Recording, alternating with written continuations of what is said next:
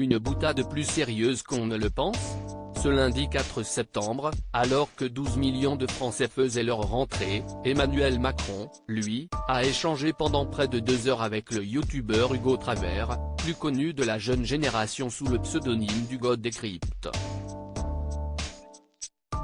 Une première pour un président, qui a abordé sans filtre plusieurs sujets, tels que la santé mentale, l'urgence climatique, l'interdiction du port de l'abaya à l'école, les différents harcèlements ou encore la précarité menstruelle.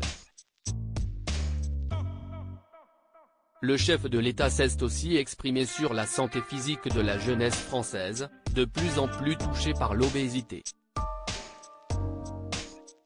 Nos jeunes, si est aussi la conséquence des écrans, par rapport à il y a 20 ans, sont malheureusement de plus en plus obèses. Si est le sport la politique de prévention, a assuré le locataire de l'Élysée, qui a ensuite imaginé l'évolution dans ce domaine. Ça permet d'éviter des tas de maladies. Plutôt que de se dire dans 10 ans, quand votre successeur interrogera mon successeur, il n'y a pas assez de spécialistes pour encadrer l'obésité ou le diabète des jeunes. A-t-il commencé à expliquer le sourire aux lèvres, avant d'être interpellé par le Versaillais de 26 ans, précisant qu'il serait toujours à sa place dans la prochaine décennie. Vous serez encore là, moi non, donc vous avez raison de me dire ça, s'est alors amusé l'ancien banquier d'affaires de 45 ans qui, chacun le sait, est obsédé par l'issue de son second et dernier mandat à la tête du pays. Supérieur à Emmanuel Macron, son père Jean-Michel Macron, David de Rothschild, François Hollande.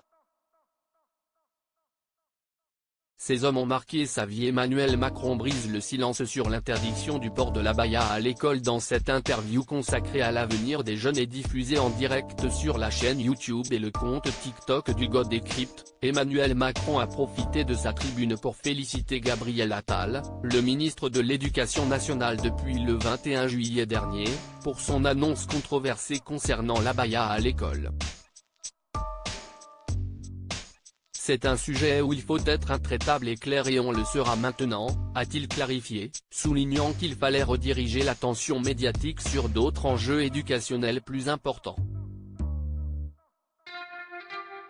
Nous vivons aussi dans notre société avec une minorité, des gens qui, détournant une religion, viennent défier la République et la laïcité.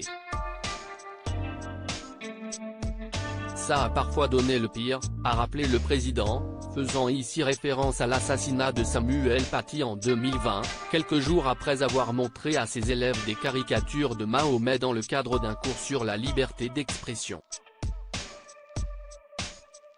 Crédit photo, capture d'écran YouTube.